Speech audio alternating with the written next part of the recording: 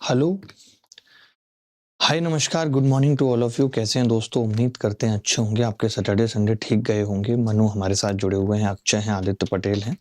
जब तक बाकी के लोग हमारे साथ जुड़ेंगे तो हम पिछली क्लास के ही जो पिछली क्लास में हम टाइप पढ़ रहे थे उसी टाइप के सवाल करेंगे और उसके बाद हम इंस्टॉलमेंट पढ़ेंगे। ठीक है। पिछली क्लास में मैं ये कॉन्सेप्ट आपको बता रहा था, आपने देखा हो तो, कि ब्याज की दर पहले 2 वर्षों के लिए 6% प्रतिवर्ष, अगले 3 वर्षों के लिए 10% प्रतिवर्ष तथा 5 वर्षों के बाद की अवधि के लिए 12% है। यदि एक व्यक्ति को 7 वर्षों के बाद साधारण ब्याज के रूप में 12,771 रुपए प्राप्त होते हैं तो उसे कितनी राशि निवेश की थी ये बताना है। और ये सवाल सीजीएल टीयर 1 2020 में आया था। ये सवाल सीजीएल टीयर 1 2020 में पूछा गया था। बता सकते हैं आप कैसे होगा? ब्याज की दर 2 वर्षों के लिए 6% है, अगले 3 वर्षों के लिए 10% है। और ये याद है पिछली क्लास में ऐसा सवाल कराया था। देखो, पहले 2 वर्षों के लिए, ये पहले 2 वर्षों का मामला है। पहले 2 वर्षों का मामला है तो पहले 2 वर्षों के लिए रेट ऑफ इंटरेस्ट 6% है। उसके बाद अगले 3 वर्षों के लिए रेट ऑफ इंटरेस्ट 10% है तथा 5 वर्षों की अवधि के बाद, तो टोटल टाइम कितना है भाई? 7 साल है। टोटल टाइम 7 साल है तो मैं ये कह सकता हूं 2 साल और 3 साल 5 साल। बचा कितना? 2 साल। 2 साल का मतलब 12%। ठीक है। तो 2 साल 6% के लिए है। 2 साल 6% के लिए मैं कहूंगा ओवरऑल ब्याज आएगी जी 12%। 10% 3 साल के लिए ब्याज आएगी जी 30%। 2 साल 12% के हिसाब से ब्याज आएगी 12 दूनी 24%। ये बता चुका हूँ, पिछली क्लास में ये चीज पढ़ा चुका हूँ। जी जी काफी होगा। गौरव नादी जी काफी होगा। ठीक है। 12%, 30%, 24%। 12%, 30%, 24%। ध्यान से सुन रहे हैं? ठीक है।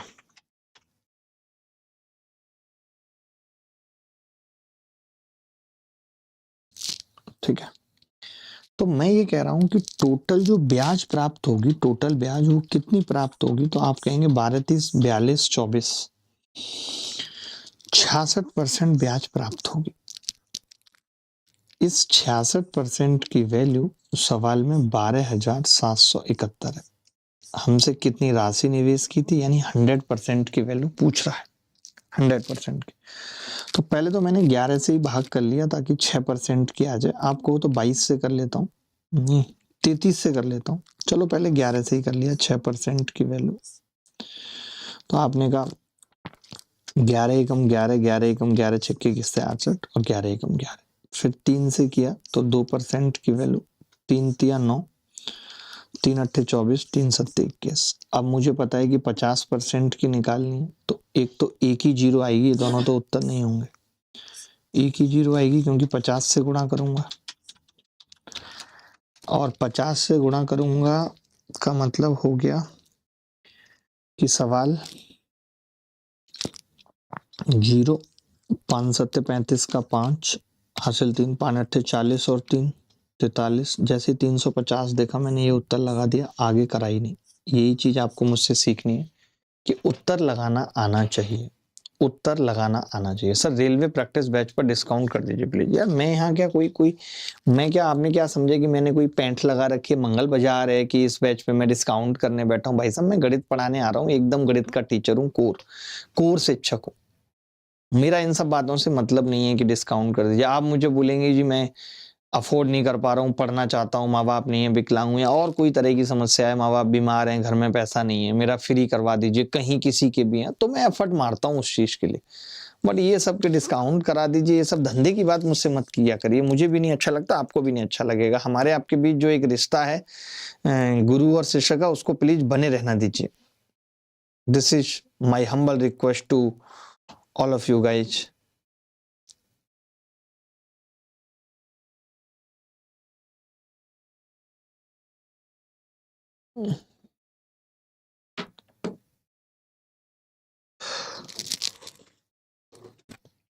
चलिए, ऐसा सवाल मैंने पढ़ाया था सर, 3 का मल्टीपल आएगा सर, मल्टीपल सी भी बताते रहिए। जी जी शिवम। देखिए 3 के मल्टीपल से मैंने इसलिए नहीं बताया बेटा, क्योंकि ये 3 से कट रहा था 66, तो मुझे फिर ये भी बताना पड़ता कि ये 3 का मल्टीपल तभी लग सकता है जब ये 3 से ज्यादा से कट रहा हो। फिर मुझे बताना पड़ता कि ये 9 से कट रहा है, इसीलिए उत्तर जो आएगा वो 3 से कटने वाला आएगा, तो वो लंबा लफड़ा था, मैंने इसीलिए नहीं बताया। समझ रहे? अगर यहाँ पे 66 की जगह 63 होता फिर तो 3 से कटने वाला उत्तर नहीं आता, क्योंकि 9 से 9 दोनों तरफ कट जाता, मुश्किल हो जाती फिर, इसीलिए। एक बच्चा लिख रहा है कि सर आप अपना काम ही ठीक से करें, डीपीपी डलवाएं। 1 मिनट उठाना डीपीपी मुझे, अब मैं इन बच्चों को क्या जवाब दूं?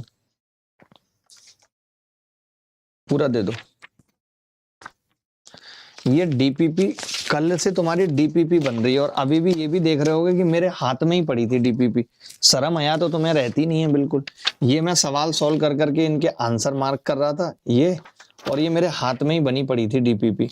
डीपीपी में सवाल कितने थे? 135 सवालों के ये उत्तर थे, जिसमें मैंने काट दिया, पहला काट दिया, दूसरा, तीसरा, चौथा। मैंने कहा इससे टाइम वेस्ट होगा, ये छोटे छोटे सवाल हैं, मैं बच्चों को करा चुका हूँ। समझ गए? तो मैंने कहा आज पहले इंस्टॉलमेंट खत्म कर लेता हूँ, फिर डीपीपी कंप्लीट भी कर दूंगा तब तक। तो थोड़ा शर्म वगैरह कर लेंगे तो अच्छा रहेगा मेरे हिसाब से। तो चलिए एक और सवाल करिए, जब तक लोग जुड़ रहे हैं, फिर इंस्टॉलमेंट सीखेंगे, पढ़ेंगे, इंस्टॉलमेंट की शुरुआत करेंगे।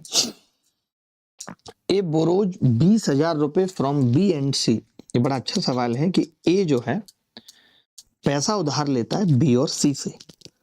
B lends him a certain sum of money at 25% simple interest per annum, while C lends him the remaining sum of money at 21% simple interest per annum.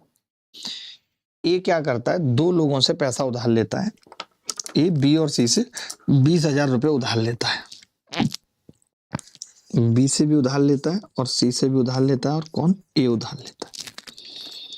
इन्होंने कहा है B उसे 25% वार्षिक साधारण ब्याज पर एक निश्चित राशि उधार देता है, पता नहीं 25%, जबकि C उसे शेष राशि 21% के साधारण ब्याज दर पर उधार देता है। टोटल 20,000 है। A द्वारा एक वर्ष में प्राप्त कुल ब्याज 4500 रुपए है। A द्वारा एक वर्ष में कुल ब्याज 4500 रुपए है।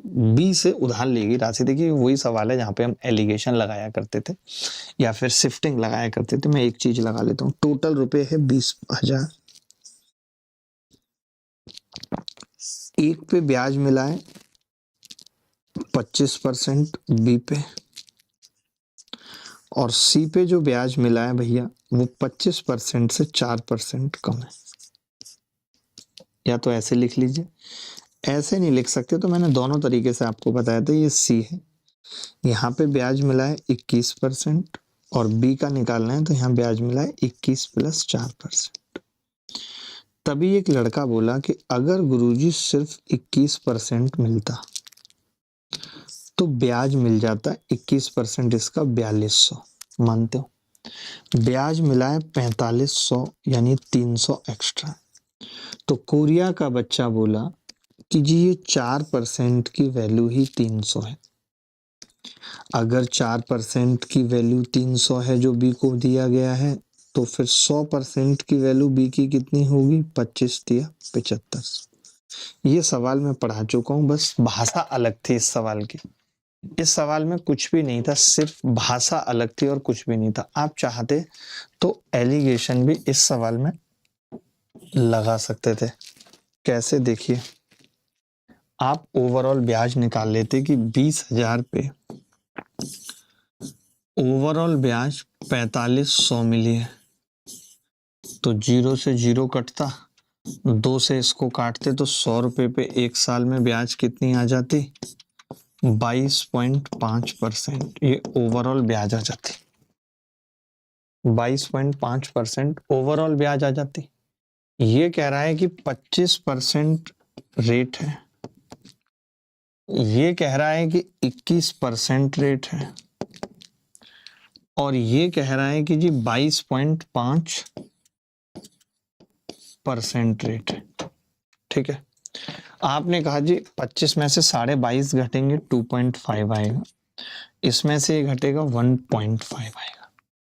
यानी मैं रेशियो की बात करूं तो 5 × 15 और 5 × 25 आपने जो पैसा दिया है वो 3 और 5 के रेशियो में दिया है। 3 और 5 के रेशियो में दिया है। 3 और 5 का रेशियो कितना होता है जी? 8 की वैल्यू 20,000 है सवाल। एक की कितनी होगी? 2500। हमें बी का निकालना है, 3 की बतानी है 7500। उम्मीद करता हूं कि सबको समझ में आ गया होगा। यहाँ तक एसआई में किसी को डाउट नहीं होना चाहिए। आप बोलेंगे तो अभी हम एक क्लास और लगाएंगे जहाँ पे हम बहुत ही एडवांस टाइप के सवाल को ख़त्म करेंगे। ज़रूरत नहीं है लेकिन फिर भी बहुत बच्चों की डिमांड रहती है कि हमें कैट लेवल के सवाल कराओ, हमें बैंक लेवल के कराओ, तो हम उसके लिए एक एक्स्ट्रा क्लास भी रखेंगे। ठीक है, अभी बात इतनी सी है कि अब आज की क्लास में हम इंस्टॉलमेंट पे थोड़ा सा बात करेंगे। तो इंस्टॉलमेंट पे थोड़ा सा बात से मेरा मतलब है कि अभी जो मैं स्टार्टिंग में पढ़ाने जा रहा हूँ वो इंस्टॉलमेंट की हल्की सी बात बता रहा हूँ और उस पर 4-5 सवाल करेंगे, क्योंकि बेसिकली वो पूरी तरीके से इंस्टॉलमेंट पे डिपेंड नहीं है। ठीक है,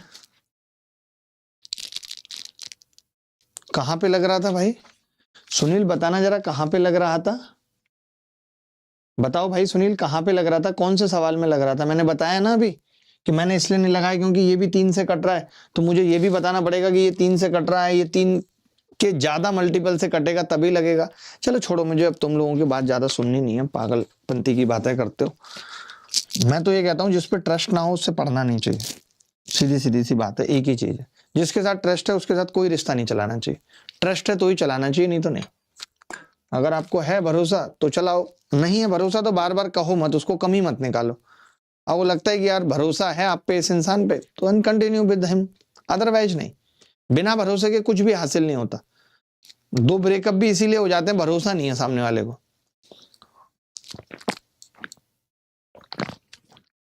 वो आपको बार बार ऐसे ही बोलेगा अपना भरोसा बढ़ाने के लिए, ये करके दिखाओ, ये करके दिखाओ, ये करके दिखाओ, और ये करके दिखाओ, ये करके दिखाओ से नहीं बनता भरोसा।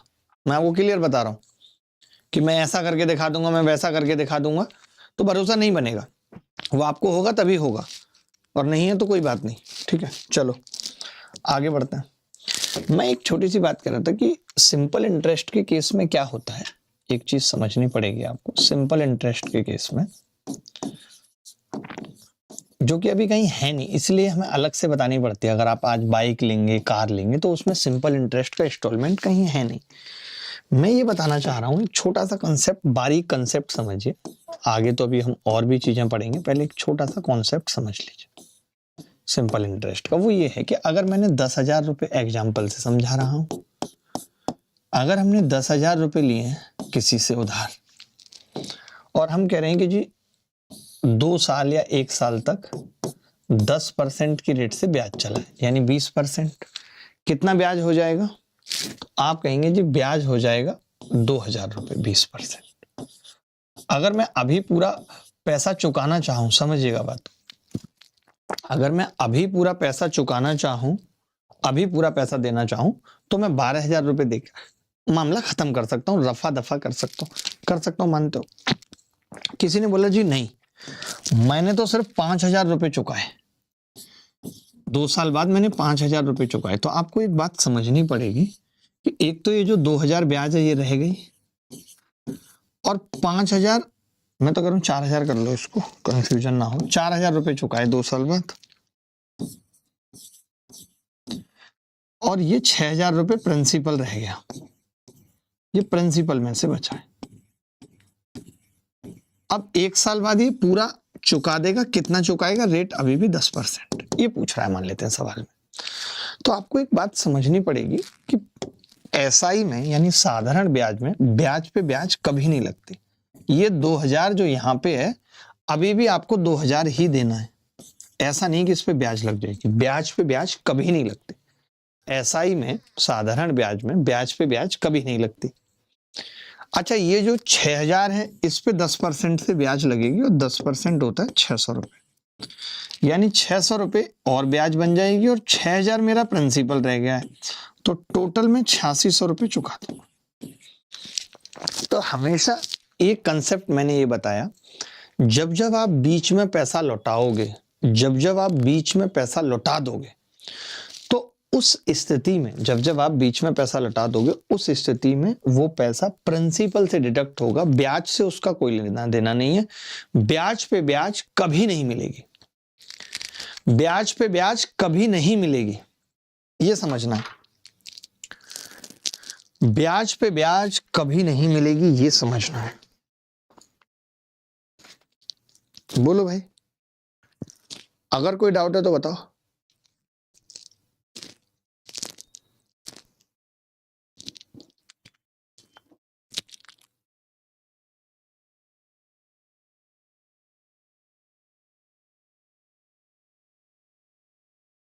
जी जी, आरती आकृति लगाऊंगा, बोला ना एडवांस क्लास लगाऊंगा। आप तो टेंशन क्यों ले रहे हो, तो मुझे मेंस में बताना है सेम चीज।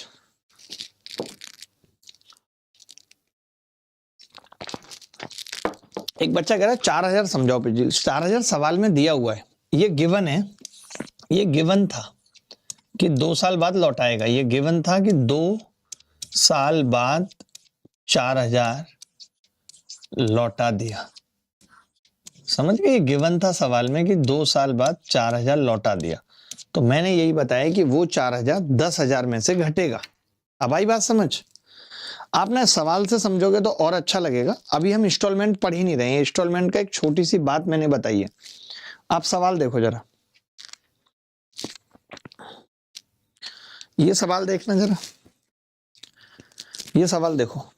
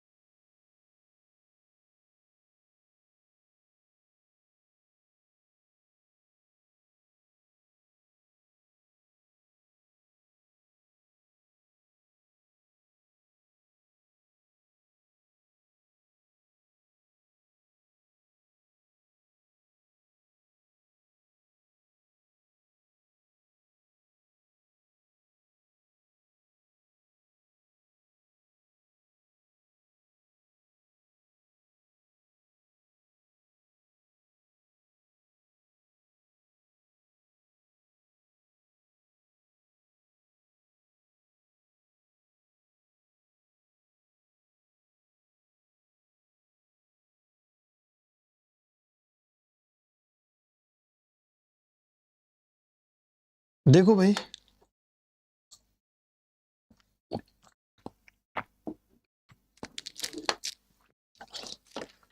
एक आदमी एक बैंक से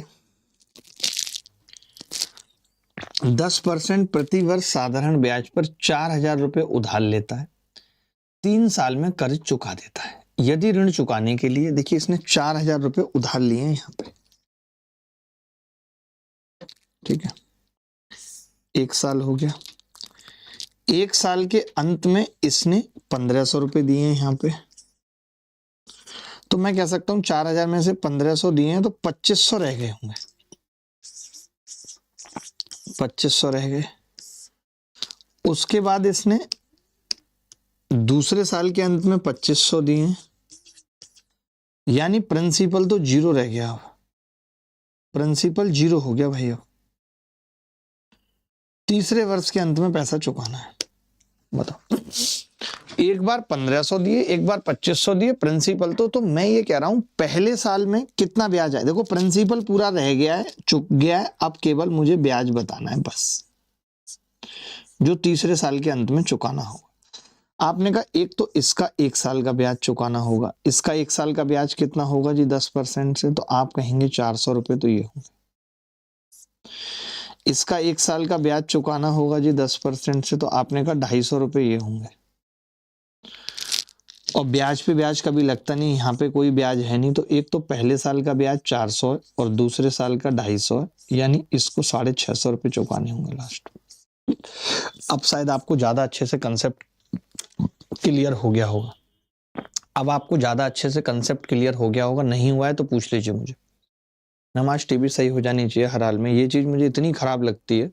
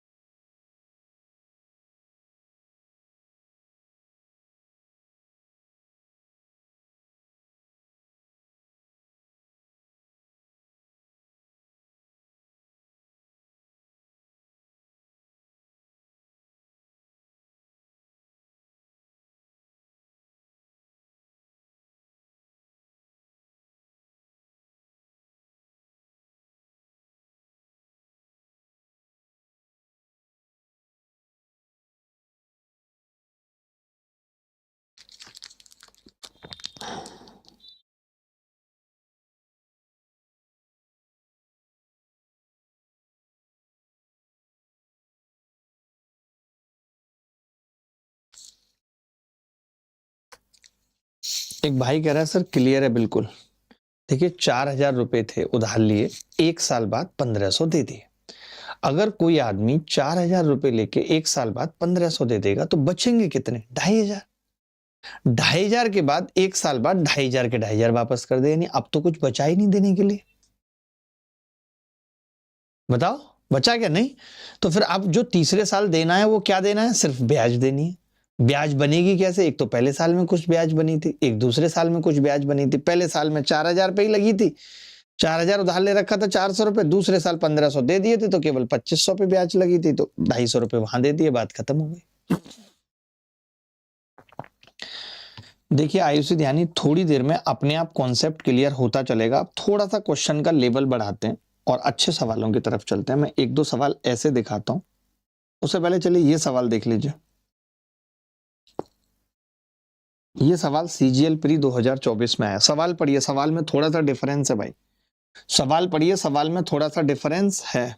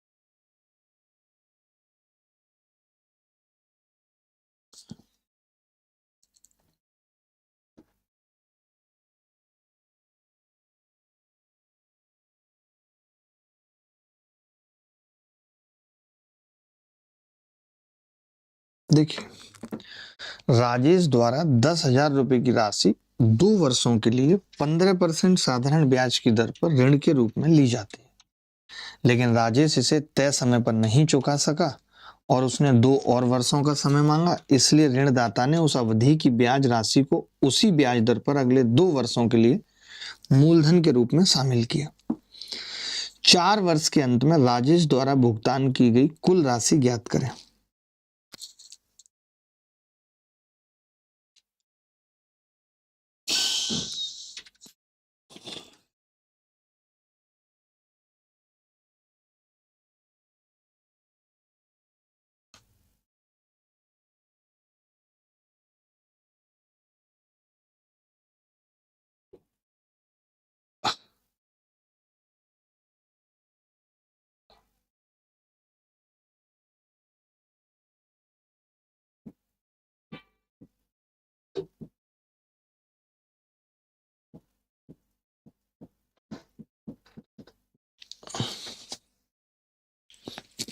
देखिए दोस्त,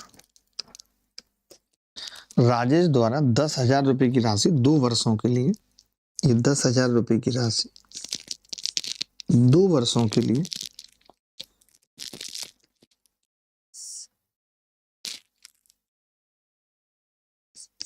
15% साधारण ब्याज की दर पर ऋण के रूप में ली जाती है, लेकिन राजेश इसे तय समय पर नहीं चुका सका और उसने 2 और वर्ष का समय मांगा।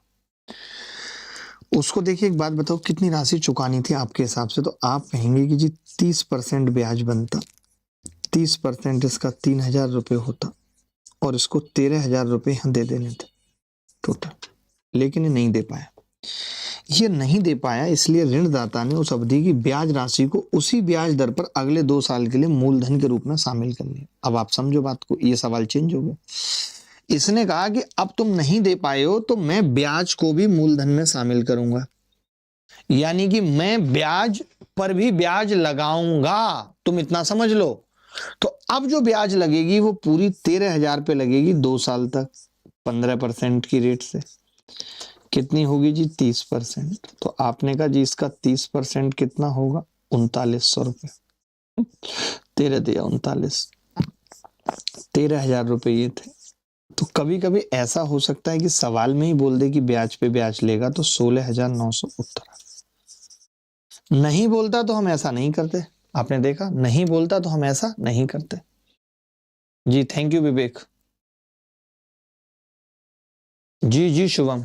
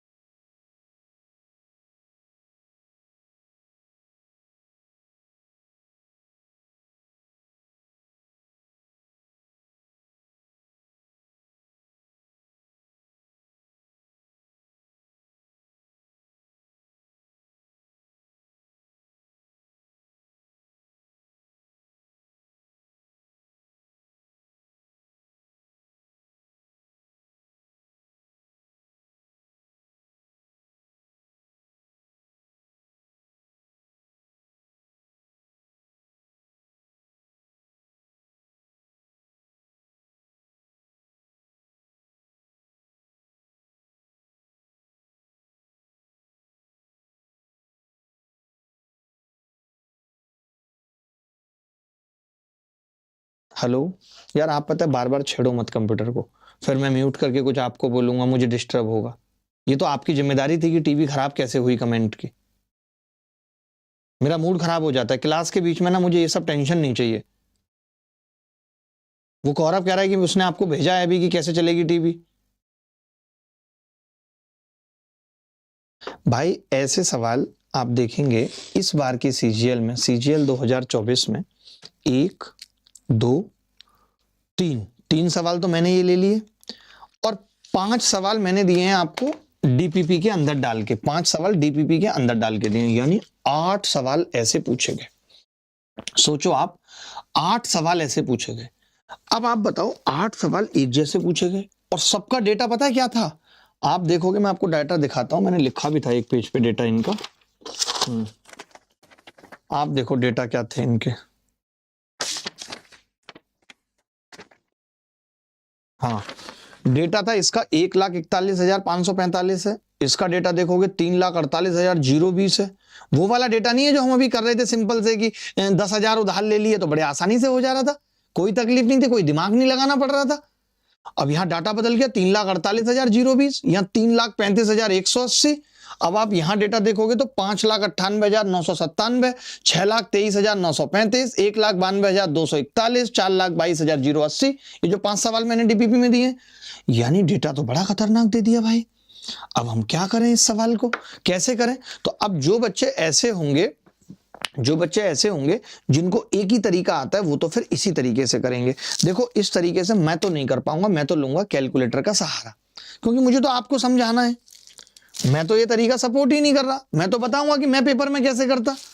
आपने देखा कि गुरुजी इसकी तो ब्याज निकालना मुश्किल हो जाएगी। 1,41,545 का अगर मैं 11% निकालूं तो 0.11, तो इसकी ब्याज आ रही है जी, ब्याज देखना, आप बोलेंगे जी ब्याज आ रही है 15,569.95, ये ब्याज आ रही है। यानी अगर मैं इसमें पूरा पैसा जोड़ दूं तो 1,41,545 हो जाता, और ये बैठता जी यहाँ पे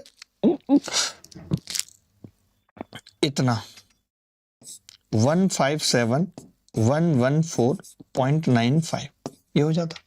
लेकिन आपने इसमें से 25,900 दे दिए।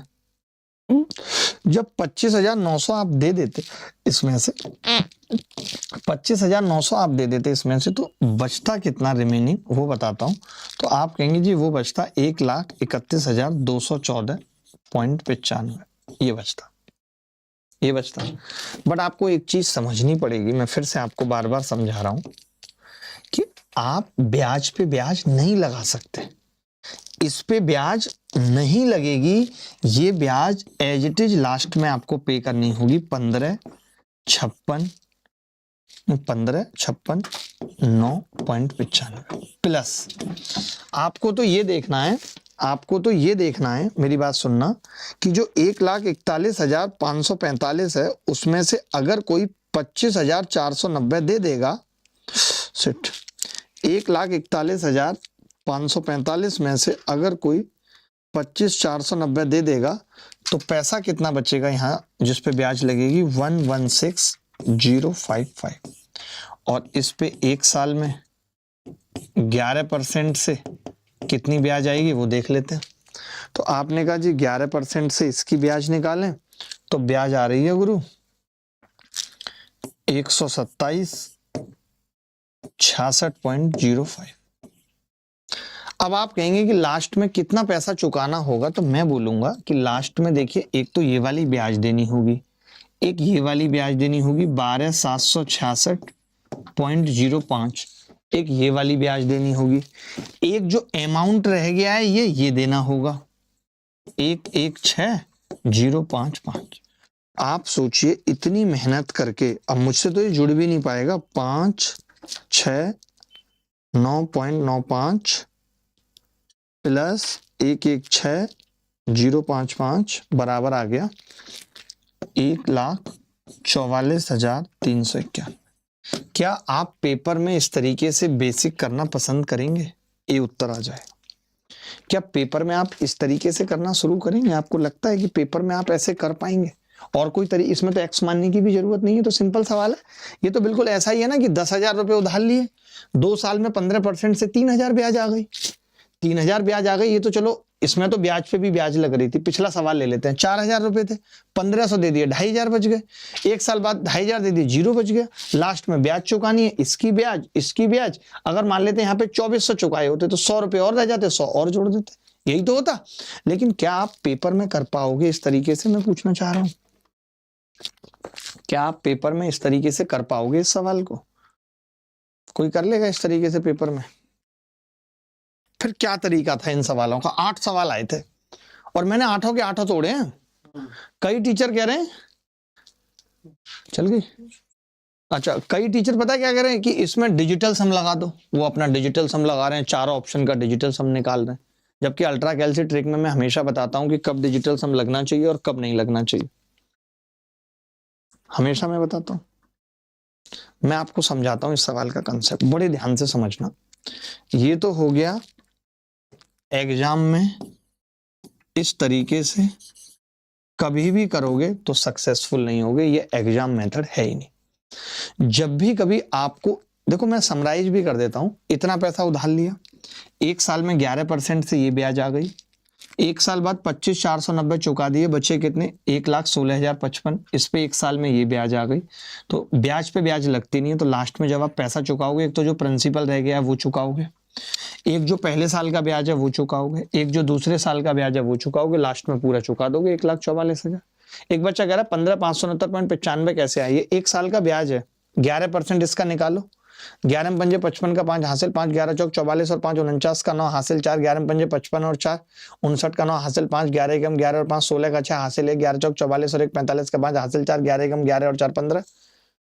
भाई कैसी बातें कर रही हो आप फालतू की, इतनी छोटी सी बात नहीं आ रही है आपको समझ? ये तो कैमरे से डायरेक्ट दे रहे थे ना हम इसको, तो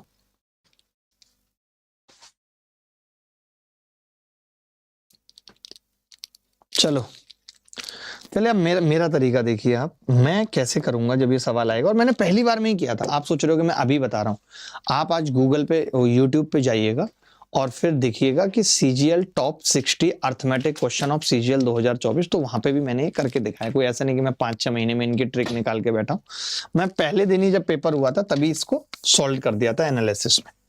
बताता हूं कैसे, एग्जाम्पल से समझाऊंगा तो ज्यादा अच्छा रहेगा, पहले एग्जाम्पल से समझा देता हूं। जैसे लाइक आपने 200 रुपए लिए थे उधार और एक साल में 10% की रेट थी, तो कितना हो गया था जी? 20 रुपए ब्याज बन गई थी आपने, लेकिन यहाँ पे 100 रुपए चुका दिए थे, 100 रुपए चुका दिए थे। 300 ले लेता हूं, ज्यादा अच्छे से समझ में आएगा आपको। 300 ब्याज कितनी हो जाएगी जी? 30 रुपए। आपने 100 चुका दिए थे, कितने बचे थे? 200। अब अगले एक साल में क्या होगा?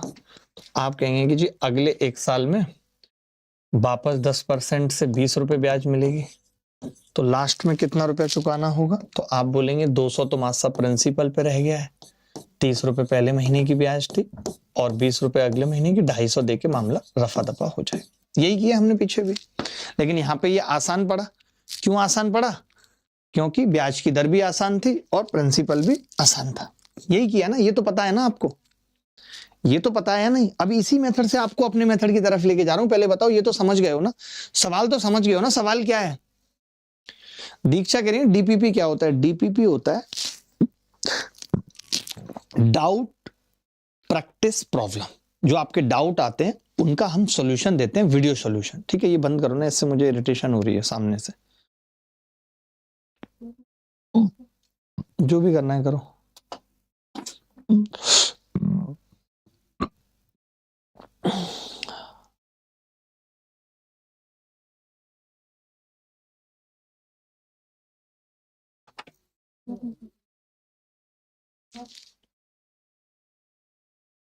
ठीक है भाई, ये तो समझ गए। अब मैं क्या कह रहा हूं? मैं ये कह रहा हूं, देखो सुनना मेरी बात, मैं क्या कह रहा हूं? मैं कह रहा हूं इसने कोई पैसा ना लौटाया होता, ध्यान से सुनना प्लीज, इसने कोई पैसा ना लौटाया होता तो यहां पे कितना पैसा लौटाना पड़ता? तो आप कहते गुरुजी 300 रुपए और प्लस 2 साल का ब्याज 20% यानी 60 रुपए लौटाने होते। बोलो मानते हो या नहीं मानते ये बात? बोलो। 300 रुपए तो एज इट इज लौटाने होते और 2 साल में 20% से 60 रुपए ब्याज लौटाना होता। ये बात सही है, 360 लौटाने होते। बोलो सही है? आपने कहा सही है। मैंने कहा लेकिन इसने 100 रुपए तो लौटा दिए हैं ना पहले ही। तो आपने कहा गुरुजी अगर इसने 100 लौटा दिए हैं तो फिर उस 100 पे ब्याज भी तो नहीं लगेगा 10%, तो वो ब्याज भी घटाओ। जो 100 पे आपने लगा दिया, आपने तो पूरा लगा दिया, जब 100 लौटा दिए तो 100 का ब्याज भी घटाओ। जब 100 घटा रहे हो तो ये कितना आ गया? ये 250 आ गया डायरेक्ट। आप सोचो, एक तो मैं स्टेप वाइज 250 निकाल रहा हूं और एक मैं डायरेक्ट 250 निकाल रहा हूं। क्या मैं इसको ऐसा लिख सकता था? इस 300 को ऐसा लिख सकता था कि 300 और 10% से ब्याज लगेगी तो 20% ब्याज होगी। 20% का मतलब 120% को 1.2 गुना लिख सकता हूं।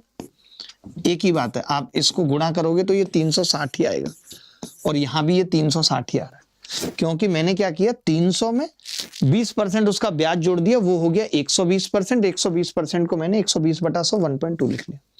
सेम आप देखोगे कि जब मैं 100 घटा रहा हूं तो 100 पे 1 साल का ब्याज है, तो 100 पे 1 साल का ब्याज 10% के साथ 110% होगा, तो उसको 1.1 लिख लिया। तो जब आप इसको करोगे तो ये 360 और माइनस 110 बराबर 250।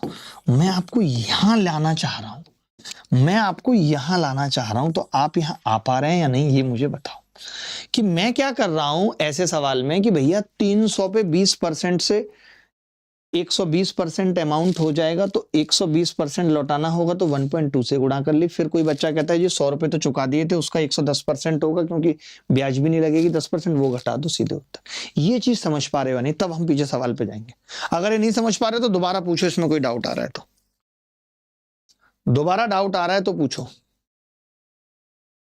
देखो मैं दोबारा से लिख रहा हूं, आपने 300 रुपए उधार लिए, अरे यार आपने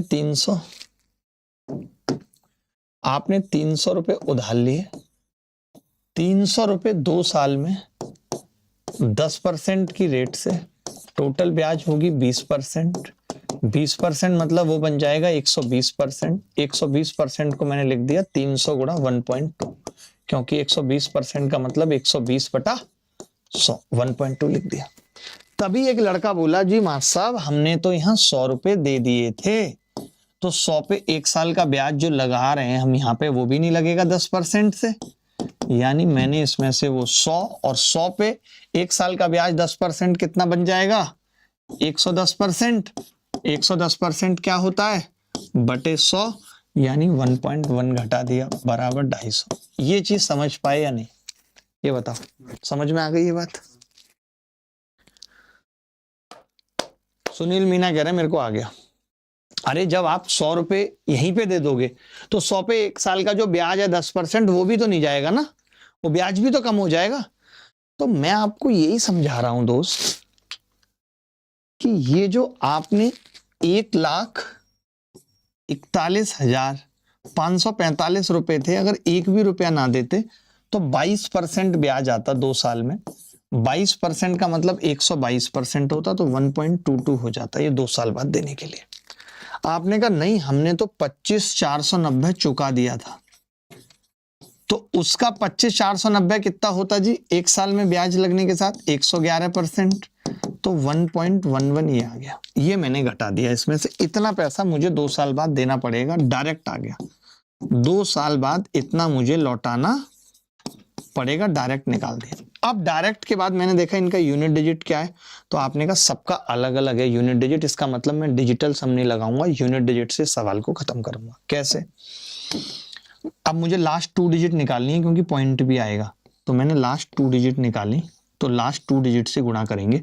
22 पंजे 110 की 0 हासिल 11, 22 चौक 88 और 11 कितना होता है, 88 और 11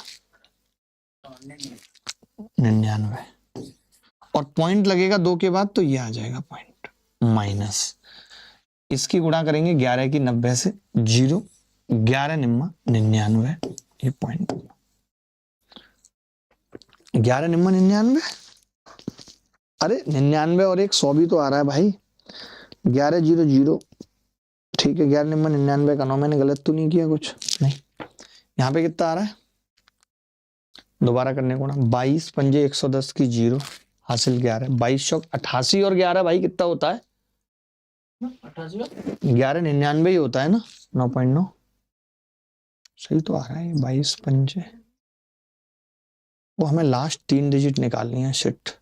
सुनो सुनो सुनो मेरी बात सुनो, गुणा में गड़बड़ की है हमने जरूर कोई,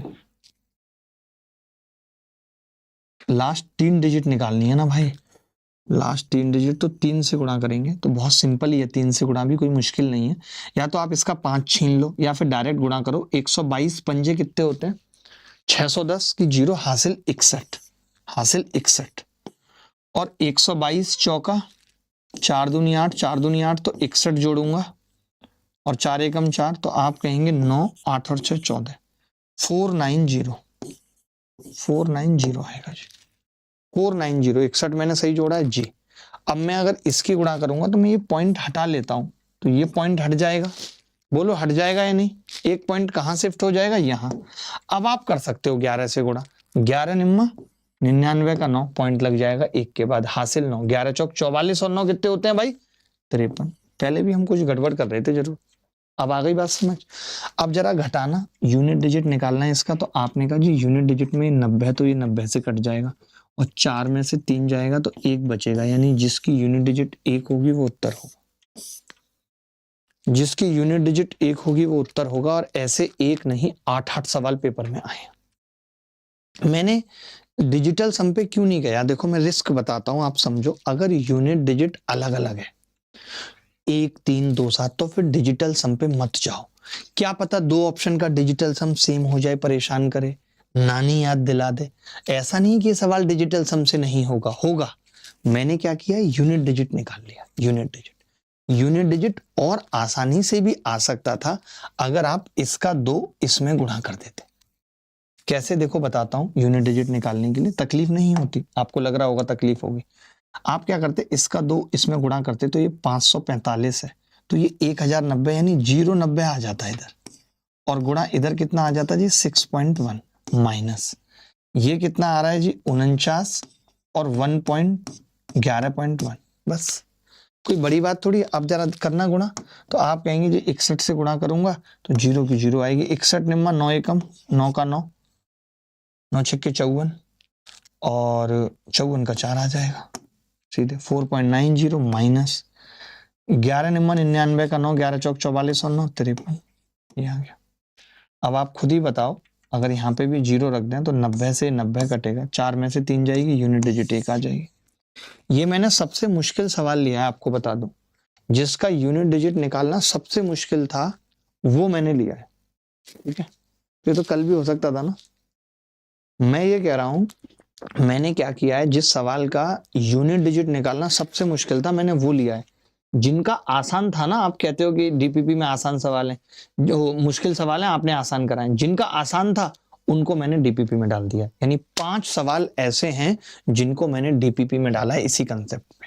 बट 1-2 सवाल आपको यही क्लास में करने हैं। आगे बढ़ूं, अगला सवाल पूछूं। थोड़ा थोड़ा समझ में आया, मैं तो मानता हूं पूरा नहीं आया होगा, लेकिन पेपर में यही तरीका लगेगा। ये पिछले वाले तरीके से तो आप 10 मिनट में नहीं कर पाओगे, मैं बता दूं आपको। इस तरीके से कम ये तो हो रहा है कि हम डिजिटल सम चेक कर सकते हैं, हम मल्टीपल चेक कर सकते हैं, हम फैक्टर चेक कर सकते हैं कि क्या पता 11 सम में कॉमन आ रहा हो तो चलो जी 11 का मल्टीपल हो जाएगा। ऐसे बहुत सारी चीजें जिनको हम कर सकते थे ऐसे सवाल में। ये इंपॉर्टेंट है और अच्छा है। एक बच्चा लग रहा है सर सपोर्ट टीम करती क्या है?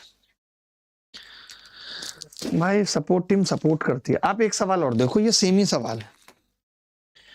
अब लेकिन यहाँ पे आप फंस गए, पता है आप फंस गए। कैसे फंस गए? क्योंकि यहाँ यूनिट डिजिट 2 सवालों में सेम कर दिया बदतमीजों ने। ये चलो आप करो, कोशिश करो, देखते हैं कौन बच्चा इस सवाल का उत्तर बताएगा। सर 11% नहीं हुआ क्लियर। बेटा 2 साल का ब्याज 22% होगा 11 के हिसाब से, और 1 साल का 11%। सर 350 क्यों नहीं लिए थे? 200 प्लस 30 प्लस 20 क्यों लिए थे? क्योंकि दे चुका था ना 100 रुपए। तो बेटा कैसी बातें करते हो, जो लौटा चुका था उस पैसे पे ब्याज थोड़ी लगेगा।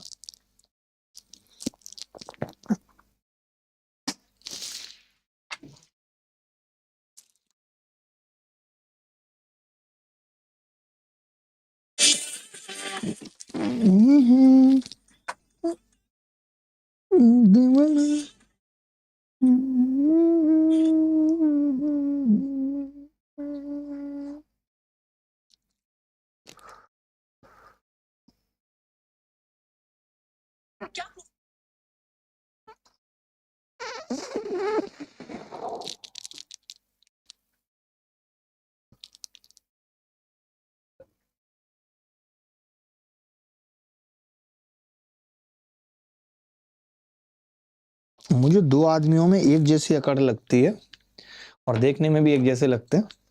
एक है नवाजुद्दीन सिद्दीकी, नहीं सॉरी, क्या नाम है एक और कौन है, एक एक्टर है ना बहुत तगड़ा जो अमिताभ बच्चन की भी झंड कर देता है कई बार।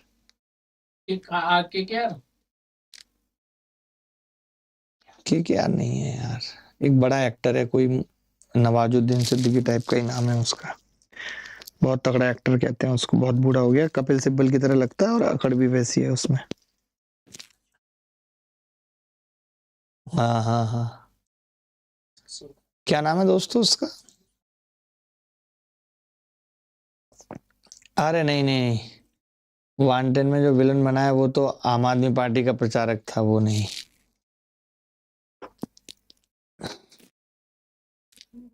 मैं किसकी बोल रहा हूँ? प्रकाश राज की नहीं कह रहा हूँ, तो बूढ़ा थोड़ी है प्रकाश राज, मैं बूढ़े की बात कर रहा हूँ जो अमिताभ बच्चन को भी कहता है कि अमिताभ बच्चन को मैं अच्छा एक्टर नहीं मानता। नसरुद्दीन शाह, लिख दिया एक लड़का, नसरुद्दीन शाह। अलग ही है भाई वो, अलग ही चौड़ में रहता है, एटीट्यूड फुल है उसके अंदर। देखो भाई, अब ध्यान से समझना, 3,48,000 रुपए 20 रुपए उधार लिए, 3,48,020 रुपए, 8% की दर से 2 साल में 16% ब्याज मिलता, 16% ब्याज 116% हो जाता, 1.16 से गुणा करते, इतना पैसा वापस करना पड़ता। नहीं नहीं शिवम, देख रहा हूं भाई, शिवम के सवाल मैंने कल भी तुम्हें कहा था, तुम क्यों नहीं देख रही हो यार? भाई आपकी नजर में कोई लड़की है जो यहाँ पे जिसको जॉब चाहिए, यहीं MBA बीटेक कर रही हो, तो प्लीज एक मुझे आज दे दो, आज यही मुझे रोज चाहिए। हाँ, आज के आज ही दुर्गा साहब को बोल दो अभी मत, बहुत हो गया इन लोगों से, अब कितना भरोसा, पुरानी टीम से अब ज्यादा भरोसा करना नहीं चाहिए। अगर आप चाहते हो कि आपका काम सही चले तो आपको टीम तो नहीं लानी पड़ेगी। देखो भाई, 34820 को हमने क्या किया, मैंने कहा 2 साल में अगर कोई पैसा नहीं लौटाया होता, 8% की दर से अगर 100 रुपए भी कोई लेगा तो 116 देने पड़ेंगे, यानी 1 रुपया बेसिकली 1.16 हो जाएगा। तो मैंने गुना कर दिया कि इतना गुना हो जाएगा। ठीक है, कैसे हो सर आप, बहुत इंटरेस्ट से पढ़ाते हो, थैंक यू छगन भाई। अब देखना छगन भाई, अब मैंने 15,090 चुका दिया है, तो मुझे इसका ब्याज भी नहीं देना पड़ेगा। जब ये मैंने पहले चुका दिया तो इसका 1 साल का ब्याज भी बचेगा। 1 साल का ब्याज 8% था, यानी 1 साल में ये 108% हो जाता, तो 1.08 घटा दिया मैंने। ठीक है, तो अब मैंने कहा कि यार अब लफड़ा तो फंसा हुआ ही है, यूनिट डिजिट बाद में देखेंगे, पहले इसको ऐसा कर लेते हैं, इसका डिजिटल सम निकाल लेते हैं। डिजिटल सम, आप में से कितने बच्चे हैं जिनको डिजिटल सम निकालना आता है? डिजिटल सम बेसिकली कुछ भी नहीं है, सम ऑफ डिजिट करते जाइए, और सम ऑफ डिजिट अगर 9 आ जाए तो वो डिजिटल सम 0 हो जाता है। तो मैंने देखा कि यहाँ पे तो जी सम ऑफ डिजिट 8 और 1 9 आ रहा है, तो ये तो सीधे 0 हो गया इसका डिजिटल सम, तो निकालने की जरूरत ही नहीं पड़ी। इसका देखा तो 8 और 2 10 और 4 14 और 3 17 का मतलब 8 गुणा 6 और 2 8 8 8 64 का डिजिटल सम 6 और 4 10 1 आ गया, यानी जो भी उत्तर होगा उसका डिजिटल सम 1 होगा। तो मैंने कहा 9 हटा दिया, 6 और 3 9 हटा दिया, जिनको नहीं आता डिजिटल सम वो सीखेंगे अभी।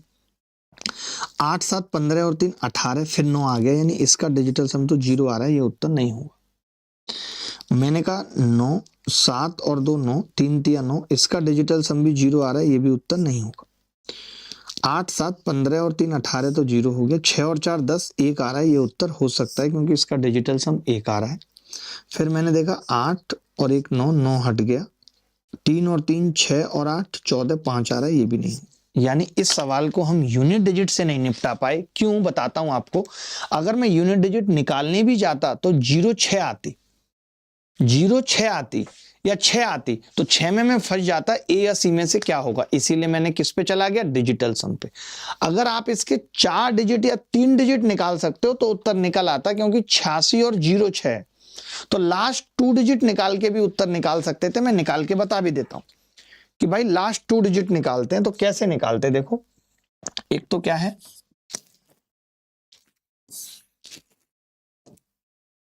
3, मैं इसको ऐसे लिख लेता 34802, 1 0 हटाई और पॉइंट शिफ्ट कर लिया 11.6 माइनस, इसकी भी 1 0 हटाई 1509 गुणा 10.8। अब मुझे लास्ट के 3 डिजिट निकालने हैं, किसी तरीके से निकालता हूं, कैसे। तो आपने कहा कि जी 116 दूनी कितना होगा, 116 दूनी 232 का 2 हासिल 23, फिर 0 से करूंगा 23 का 3 हासिल 2। अब 116 अट्ठे 2 ही रह गया ना, हाँ 116 अट्ठे 8 6 48 आएगा और 2 और जोड़ दूंगा 48 में तो यहाँ 0 आएगा। ये मैंने निकाल दिया, ये आ गया जी मेरा। ये आ गए मेरे लास्ट के 3 डिजिट माइनस। इसके निकाल रहा हूँ 108 निम्मा 972 का 2 हासिल 97 का 7 हासिल 9 और 8 पंजे 40 तो 9। ये आ गए। मुझे कोई ऐसा नहीं कि मैं नहीं निकाल पाऊंगा, अब देख लो आप, ठीक है भाई। अब मुझे लास्ट 2 डिजिट निकालने हैं। तो एक बच्चा बोला 2 से तो 2 कट गया गुरुजी, 3 13 में से 7 गए 6 आएगा। यहाँ पे 9 हो जाएगा बेटा, 9 हो जाएगा और 9 में से फिर 9 जाएगा तो 0, यानी 06 आएगा लास्ट में। जब 06 आएगा तो एक ही ऑप्शन था सी। मेरे पास एक सवाल को करने के लिए कई सारे तरीके हैं। सुभोजित सीख जाओगे, धीरे धीरे सीखोगे, फिर भर भर बेला पीसोगे तुम, धीरे धीरे सीखोगे, फिर भर भर बेला पीसोगे तुम, धीरे धीरे सीखोगे, फिर भर भर बेला पीसोगे, सीखोगे तुम, भर भर बेला पीसोगे तुम, धीरे धीरे सीखोगे तुम, भर भर बेला पीसोगे तुम, धीरे धीरे सीखोगे तुम, भर भर बेला पीसोगे, पीसोगे जी पीसोगे, भर भर बेला पीसोगे, धीरे धीरे सीखोगे तो भर भर बेला पीसोगे।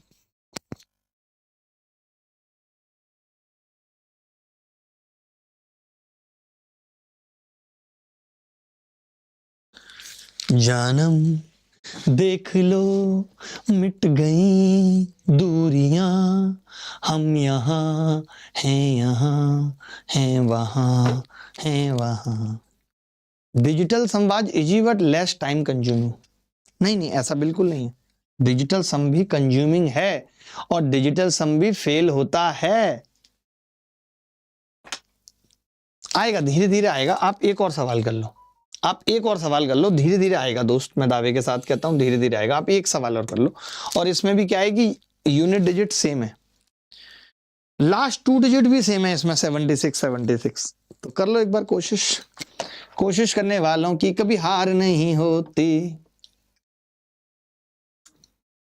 ये जगदीश पटेल क्या हड़का रहा है हमें, ये नहीं सुधरेगा, ये नहीं सुधरेगा जगदीश पटेल। सुधार तो मैं दूंगा, सुधार तो मैं दूंगा, सुधार तो मैं दूंगा।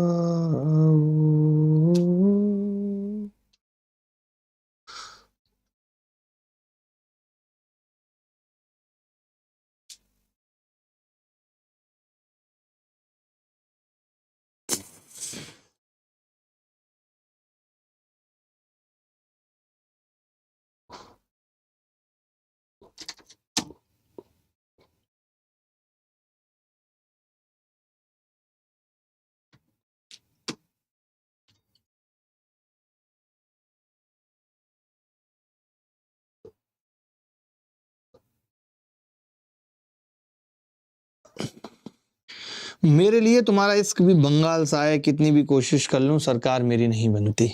वाह।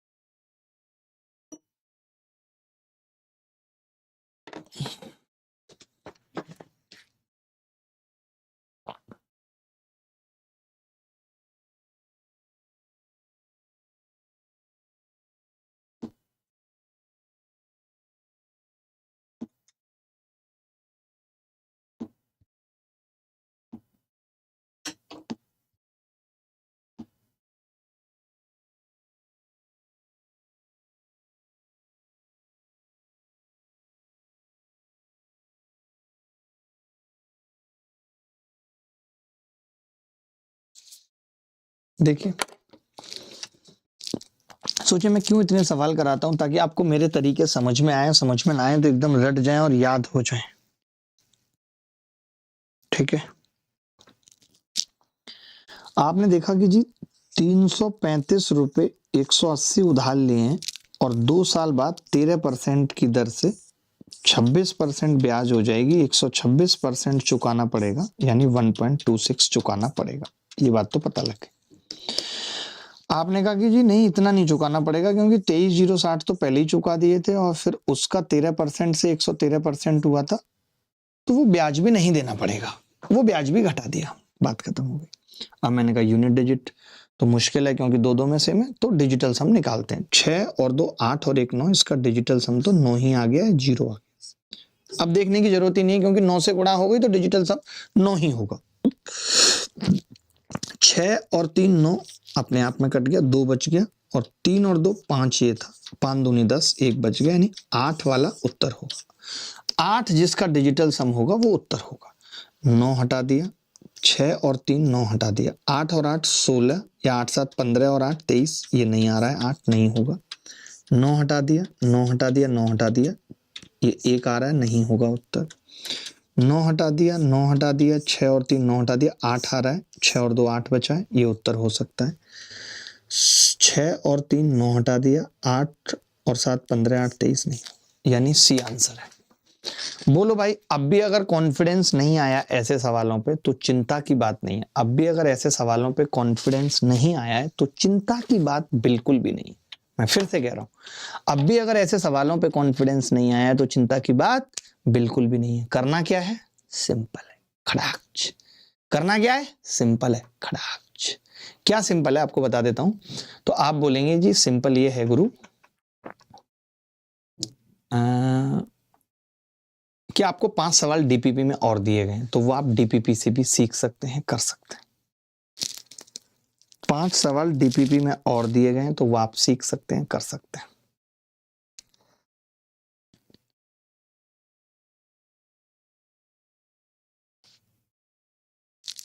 कितनी क्लास चली गई मेंस में एसआई की? 2 रह गई हैं, आज की रह गई है बस, बाकी सब चली गई।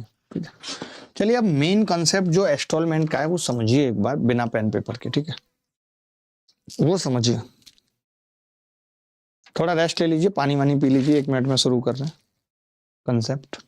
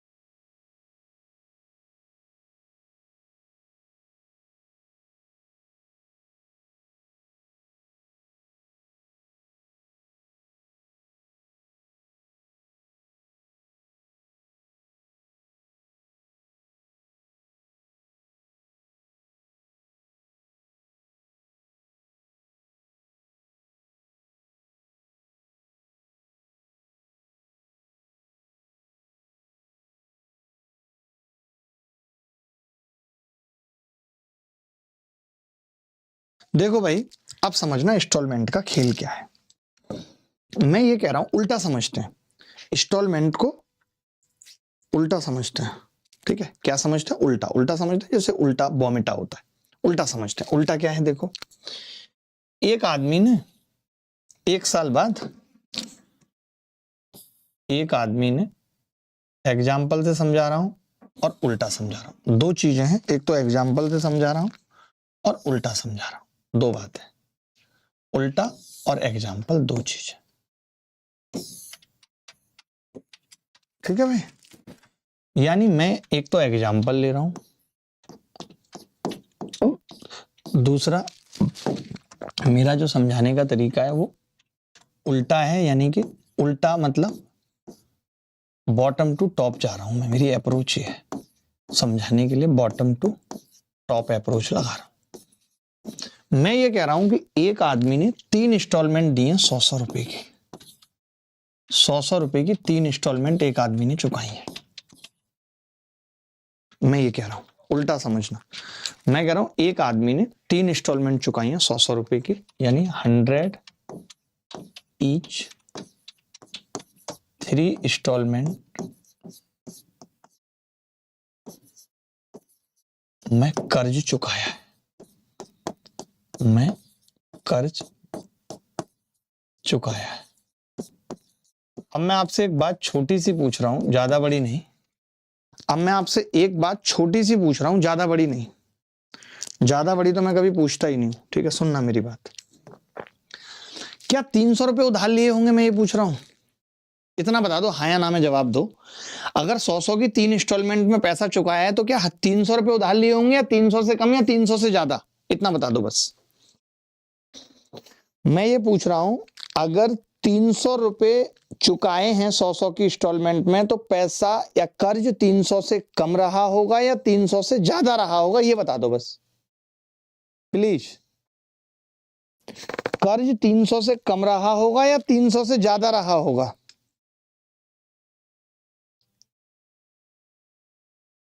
अरे मैं सीआई को तो इतना आसान बना दूंगा, आप कहोगे कि ऐसा सीआई जिंदगी में नहीं पढ़ा।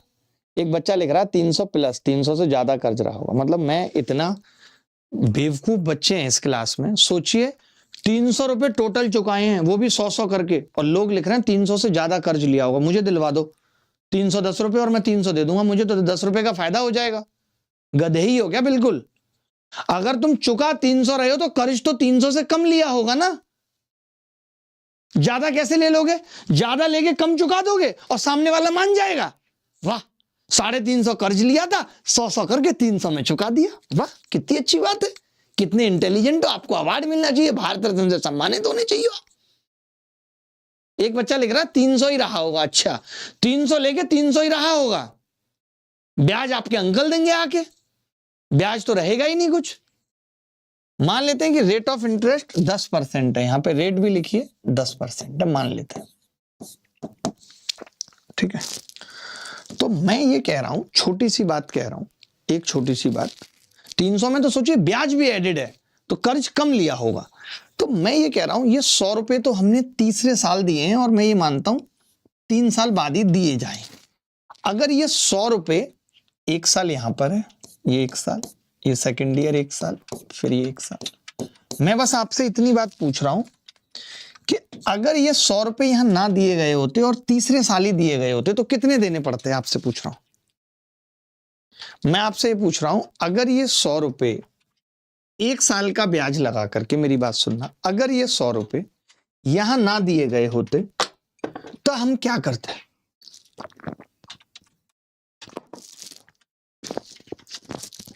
अगर ये 100 रुपए मैंने यहां ना दिए होते तो हम कितने देते? मैं आपसे पूछ रहा हूं। तो आप कहते गुरुजी 1 साल के हिसाब से 10% ब्याज लग जाता, 110 देने पड़ते। अच्छा अगर ये 100 रुपए भी यहां ना दिए गए होते तो आप कहते 2 साल पहले चुका दिए थे, इस पे 2 साल का ब्याज लग जाता, ये 120 देने पड़ते, यानी कितना देना पड़ता लास्ट में? 330 रुपए। क्या मैं ये कह सकता हूं कि 330 रुपए जो 3 साल बाद देने थे, अगर आप उन्हें हर साल देना चाहो तो 100-100 करके 300 में ही काम चल जाएगा? ये बात सही है कि नहीं? ये बात सही है नहीं? यानी कि अगर आपने इंस्टॉलमेंट में ना चुकाया होता तो आपको 330 देने पड़ते, क्योंकि जैसे जैसे आप सुनना मेरी बात, जैसे जैसे आप 100 रुपए चुकाते जा रहे हो 100 पे ब्याज लगना बंद होता जा रहा है। यही तो सिखाया पीछे अभी कि अगर आप जैसे जैसे पैसा चुकाते जाओगे उस पे ब्याज लगना बंद हो जाएगा, नहीं चुकाते तो और 2 साल ब्याज लगता है, इस पे 120 देना पड़ता है, ये ना चुकाते तो 1 साल के बाद और 110 ब्याज देना पड़ता। अच्छा, उधार कितना लिया होगा अगर कोई ये पूछ ले, पेपर में वैसे हमेशा यही दिया होता है, तो मैं पहले यही वाली भाषा लिख रहा हूं फिर समझाऊंगा। यानी मैं ये लिख रहा हूं कि 330 रुपए जो 3 साल बाद, क्योंकि पेपर में यही बाद वाला ही देता है, देय है, पेवल है, 330 रुपए जो 3 साल बाद देय है उसे 100 रुपए की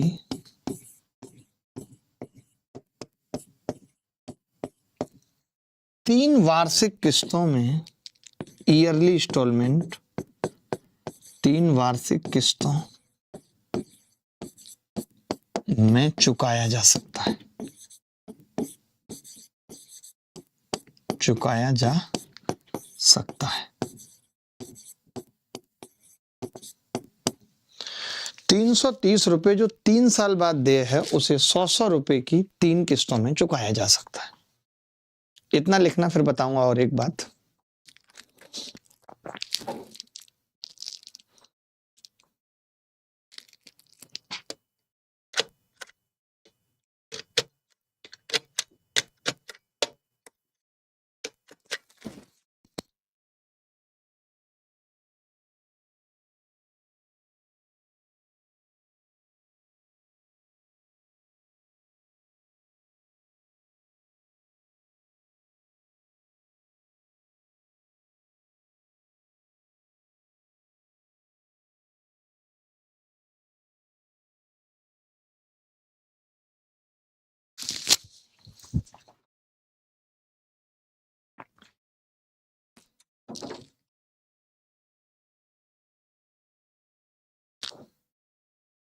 अब मैं ये कह रहा हूं, किसी ने आपसे ये पूछा कि रेट ऑफ इंटरेस्ट 10% है, 3 साल बाद 990 देय है, तो बताओ ईच ईयरली इंस्टॉलमेंट क्या होगी। ये पूछ लिया किसी ने, ईच ईयरली इंस्टॉलमेंट क्या होगी, इंस्टॉलमेंट क्या होगी। आप क्या करेंगे वही मानेंगे आप, तो अब लिखो चाहे मत लिखो, आप मानेंगे कि यार 100 रुपए होगी 1 साल बाद इंस्टॉलमेंट, फिर लिखेंगे 1 साल बाद और 100 रुपए देने होंगे, फिर लिखेंगे 1 साल बाद और 100 देने होंगे, मान लिया हमने। फिर आप बोलेंगे कि ये 100 यहाँ ना दिया होता तो यहाँ 110 देना पड़ता, ये 100 यहाँ ना दिया होता तो 1 साल बाद 2 साल बाद यहाँ 120 देना पड़ता, तो 330 देने पड़ते। फिर आप बोलेंगे कि इसी 330 की वैल्यू सवाल में 990 दे रखी है 3 साल बाद, यानी 3 गुना है, तो आपसे ईच इंस्टॉलमेंट पूछ रहा है, यानी 100 की वैल्यू पूछ रहा है, 300 आंसर हो जाता, 300 क्या हो जाता, आंसर हो जाता। तो आप क्या करेंगे, जब भी ऐसा सवाल आएगा ये 100 ये सब नहीं लिखेंगे, सीधे 100 से शुरू करेंगे। आप कहेंगे कि जी इंस्टॉलमेंट कितनी है 100, उससे पहले वाली नहीं दी गई होती 110, उससे पहले वाली नहीं दी गई होती 120, टोटल जोड़ देंगे कितना हो गया 330, 330 की वैल्यू 990, कोपचे में 100 की 300, ये उत्तर आ गया। इतने से एरिया में आप उत्तर निकाल देंगे, इतने से एरिया में आप उत्तर निकाल देंगे। सर पढ़ाया हुआ कल CHSL में आया हुआ है फिर भी नहीं कर पाया मैं, क्यों भाई, जब पढ़ाया हुआ ही एज इट इज CHSL में आ गया और फिर भी नहीं कर पाए तो बात कैसे बनेगी। हाउ बात बिल गो टेक बात रे, ओरी मैया ओरी मैया, ओरी मैया ओरी मैया, ओरी ओरी ओरी, ओरी ओरी ओरी, ओरी मैया ओरी मैया, ओरी ओ। अच्छा, कोई अगर आपसे पूछे ना कि इस स्थिति में कर्ज कितना लिया होगा, अगर कोई इस स्थिति में ये पूछता कि कर्ज कितना लिया होगा, तो मैं बता सकता था कि ऐसा नहीं कि मैं कर्ज नहीं बता पाता। कैसे, देखो मैं कहता कि अगर कोई 100 रुपए कर्ज लेगा 3 साल बाद 10% की रेट से उसे 130 देना होगा। आप कह रहे हैं 330। 130 की वैल्यू ये है, तो 0 से 0 कट के 1 की निकाली, 13 दूनी 26, बचेगा कितना 7, 13 पंजे 65, 50, 13 तिया 39, 2.53, 100 की वैल्यू 253, यानी लगभग 253 उधार लिया होगा। लगभग 253 उधार लिया होगा। अगर कोई ये भी पूछे, सोचो जो आप बता रहे थे ना 300 से कम 300 से ज्यादा, वो 253 रुपए अगर कोई उधार लेगा तो 330 3 साल बाद देय होगा, और अगर वो चाहे तो 100 की 3 इंस्टॉलमेंट में चुका सकता है। एक दो सवाल करते हैं, आप चिंता मत करो, अगर जरूरत लगेगी तो हम कल भी इस चैप्टर को कंटिन्यू रख लेंगे, बिल्कुल चिंता मत करो। आप ये सवाल देखो जरा।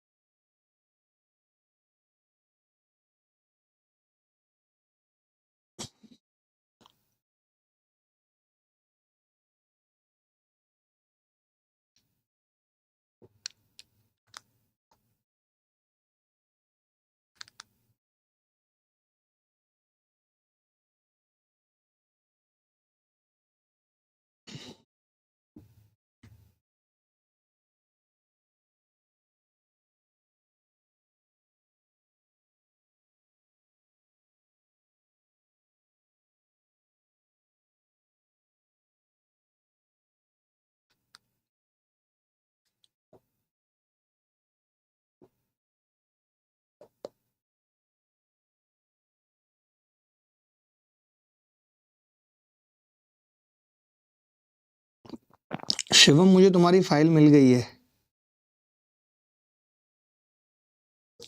तुम सारे चैप्टर की भेज दो शिवम, मेरे नंबर पे भेज दो, मैं अपना नंबर भिजवाता हूं तुम्हें। ठीक है, मेरा नंबर शेयर मत करना बट इधर उधर, ठीक है भाई। मेरा नंबर भेज देना शुभम को, ये सारी फाइल भेज देगा मेरे पास, और जितने भी इसको लगते हैं कि टफ सवाल हैं, ये लंबे लेंथी सॉल्यूशन है, तो मैं देख लूंगा। देखो, अब पता, आपको तो पता ही था कि मैंने तरीका बता दिया आपको ऐसा सवाल करने का, तो आपने कहा कि जी ये देखो 100 रुपए की इंस्टॉलमेंट, अगर पिछले साल वाली ना दी गई होती तो 106 देनी पड़ती, उससे पिछले साल वाली ना दी गई होती तो 112, उससे पिछले साल वाली 118। यहाँ पे क्या है, 4 वर्षों का मामला है। यहाँ पे जो मामला है वो 4 वर्षों का है, यानी लास्ट में देय राशि कितनी है वो जरा देख के बता दो। ठीक है,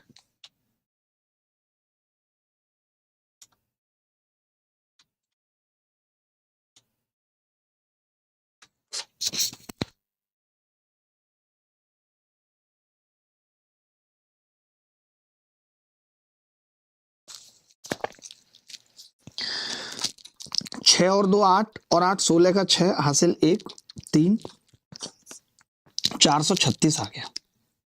इस 436 की वैल्यू सवाल में 2616 और 0 दे रखे। कोरिया का बच्चा बता सकता है कि जी ये इससे 40 बार कटेगा, तो 100 की वैल्यू कितनी होगी, 4000। 4 बार ही कट रहा है या नहीं, 6 बार कट रहा है, सॉरी 6 बार, 36 छिक्के 6 बार, यानी 60 बार। 60 बार का मतलब हो गया जी 6000 होगी इंस्टॉलमेंट। क्या ये मुश्किल पड़ा सवाल किसी एंगल से मैं पूछ रहा हूं? क्या ऐसा सवाल आएगा तो कर पाएंगे सर? पिछले सवाल जिनका डाटा मुश्किल दिया है वो यदि 3 साल के लिए दे तो फिर पिछले जितना, हाँ तब भी हो जाएगा, 3 साल के लिए देगा आ जाए तो भी हो जाएगा, कोई दिक्कत नहीं है। 3 साल में 3 से गुणा कर देंगे, 12 तिया 36, 1.36 हो जाएगा।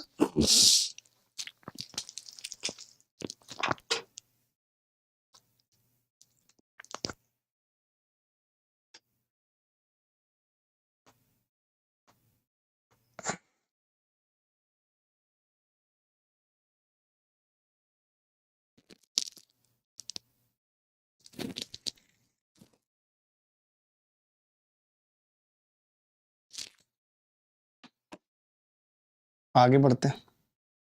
मैं और सवाल पूछता हूँ अभी जाते जाते।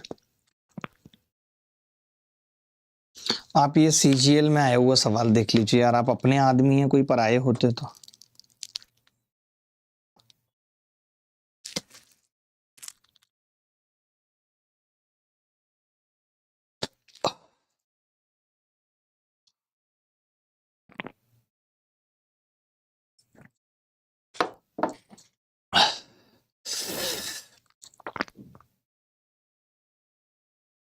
अवधेश सिंह कह रहे हैं दिमाग खराब हो रहा है सर जी, फिर लिख रहे हैं आपका। मेरा क्यों होगा भाई?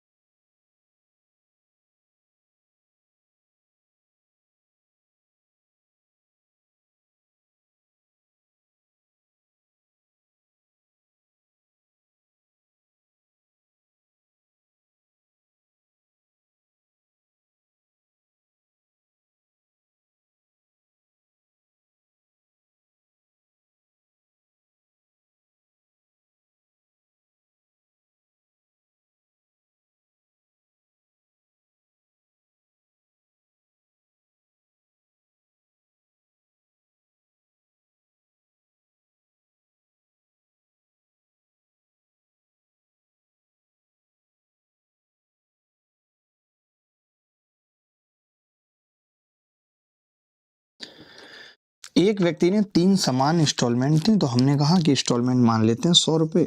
1 साल पहले वाली ना दी गई होती 105, उससे पहले वाली 110, तो ये आ जाता जी 315। और 315 की वैल्यू सवाल में 2000 दे रखी, हमसे 100 की पूछ रहा है। अब 100 की कैसे निकलेगी? तो आपने कहा जी पहले 5 से भाग कर लो, 5 6 63 और 5 चौक 20 और 400। यानी ये बात तो तय है कि 63 वाला उत्तर होगा, 61 वाला तो नहीं होगा। अब 61 वाला नहीं होगा, अब अप्रोक्सीमेट भी निकाल सकते हैं। कैसे? देखो, आपने देखा कि जी ये जो कट रही है इससे 6 अट्ठे 48 480 या 6 सत्ते 42, ये लगभग इससे 7 बार कटेगी, तो 100 की वैल्यू 700 के आसपास उत्तर होगा, तो 250 वाला नहीं हो सकता। तो फिर एक ही ऑप्शन बच गया बी। ऐसे हम पेपर के अंदर करते हैं कि सी और डी नहीं हो सकते, क्योंकि उसमें बटे 66 और बटे 61 है, जबकि उत्तर में बटे 63 होगा और उत्तर 700 के आसपास होगा, तो फिर एक ही ऑप्शन बचा B. This is called power of ultra calcy things. This is power of ultra calcy things.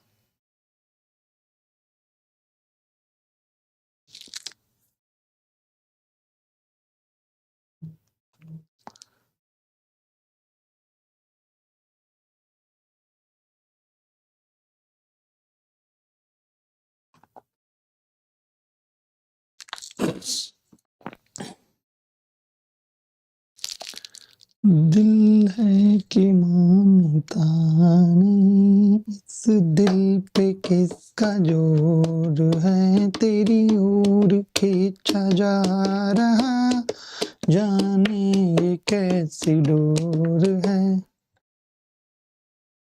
Sir ये डे ऋषि है या प्रिंसिपल? ये प्रिंसिपल नहीं है, वही मैं कह रहा हूं। आप सोच रहे हैं ना कि ये प्रिंसिपल है, तो ये प्रिंसिपल नहीं है। पहले ये चीज समझनी पड़ेगी कि ये प्रिंसिपल नहीं है, ये प्रिंसिपल नहीं है, ये अमाउंट है बेसिकली।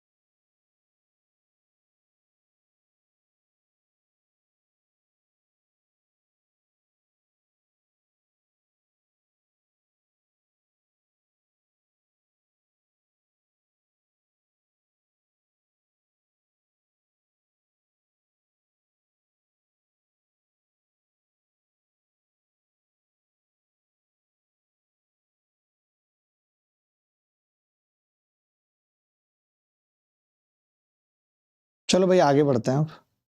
ये मैंने कहा कि ये प्रिंसिपल नहीं है, ये अमाउंट कह सकते हो आप, अमाउंट। इस बदतमीज को आप अमाउंट कह सकते हो। ओबीएस एक बार दिखाना मुझे। चलिए एक ये सवाल कर लीजिए, फेज में आया हुआ है, फिर बाकी कल पढ़ेंगे। कल इसे खत्म कर देंगे, खत्म ही है ऑलमोस्ट, कल और खत्म कर देंगे इसे। ठीक है, ये सवाल कर लीजिए जल्दी से। सर सपोर्ट टीम बहुत बदतमीज हो चुकी है, इतनी ऐसे गाली मत लिखिए सपोर्ट टीम के लिए, वरना वो सपोर्ट कैसे करेगी फिर।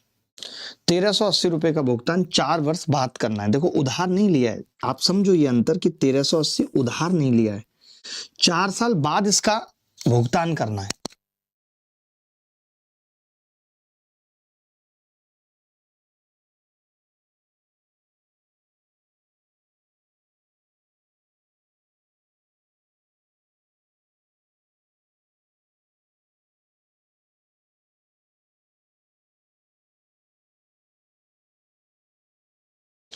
देखो भाई,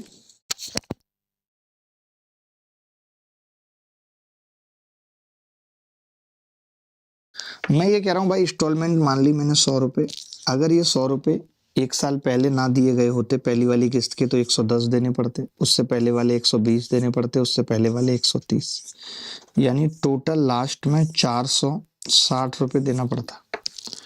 460 अगर देना पड़ता तो उस 460 की वैल्यू 1380 है, तो एक की कितनी होगी, 30। एक की अगर 30 होगी तो 100 की कितनी होगी, 300। 100 की कितनी होगी, 300। यही उत्तर है। अगर किसी को डाउट है तो बताओ। सबका उत्तर आ रहा है, कमाल की बात तो यही है कि सबका उत्तर आ रहा है। चलिए और देख लीजिए सवाल। आप सोचिए ऐसे बहुत सवाल पेपर में आते हैं, कोई एक आता तो भी बात ठीक थी।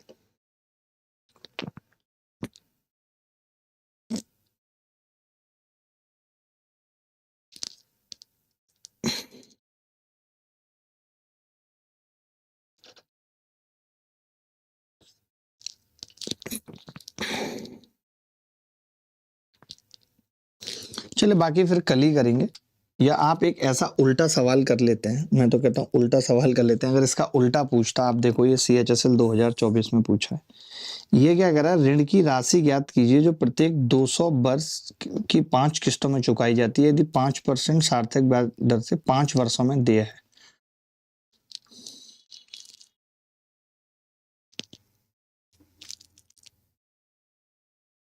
टोटल अमाउंट ऑफ डेप्ट पूछ लिया, टोटल अमाउंट ऑफ डेप्ट, देय राशि पूछ ली, तो आप कहेंगे गुरुजी मैंने तो पढ़ रखी है ये कि भाई ये 100 रुपए है, अगर 100 रुपए ना चुकाए होते तो 105, ना चुकाए होते तो 110, ना चुकाए होते 115, ना चुकाए होते 120, यानी कितना देना पड़ता, 550 देने पड़ते। लेकिन आप कह रहे हो कि जी किस्त कितनी है, 200 रुपए है 100 की वैल्यू, तो यानी देना कितना पड़ता, 1100 रुपए। अब की बार उल्टा पूछ लिया, 5 साल बाद 1100 देने पड़ते। इसने अमाउंट पूछा था, प्रिंसिपल नहीं पूछा है। आप देख लो, टोटल अमाउंट पूछा है जो 5 साल बाद दे है। 1255 आ रहा है आपका Bhavani Shankar Sahu. Find the total amount of कर्ज का total amount that will be discharge, वो पूछा है ना जो 5 साल बाद डिस्चार्ज होगा है। कैसे आ रहा है आपका ये, मेरे हिसाब से तो 1100 आएगा।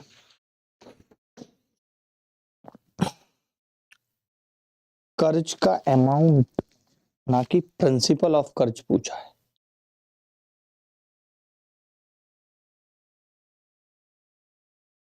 पचम 25, और अगर ये 1100 आ रहा है तो वैसे भी उत्तर 1100 से कम होगा अगर प्रिंसिपल भी पूछेगा। आप 1255 तो कैसे बता रहे, भगवानी मालिक। सही है हमारा, क्योंकि 1100 से कम तो कोई ऑप्शन भी नहीं है ना।